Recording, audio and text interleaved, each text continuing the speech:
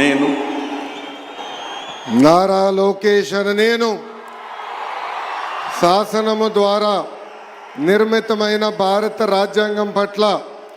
నిజమైన విశ్వాసం విధేయత చూపుతానని, భారతదేశ సార్వభౌమ అధికారాన్ని సమగ్రతను కాపాడుతానని, ఆంధ్రప్రదేశ్ రాష్ట్ర మంత్రిగా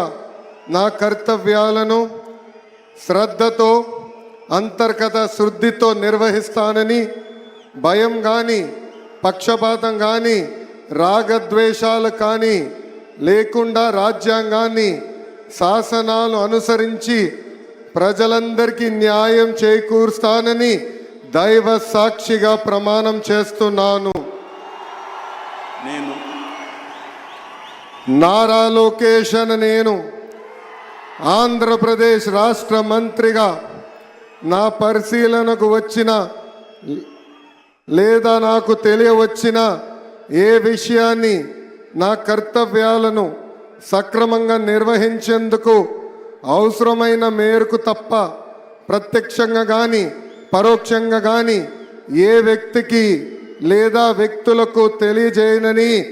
లేదా వెల్లడించనని దైవ సాక్షిగా ప్రమాణం చేస్తున్నాను.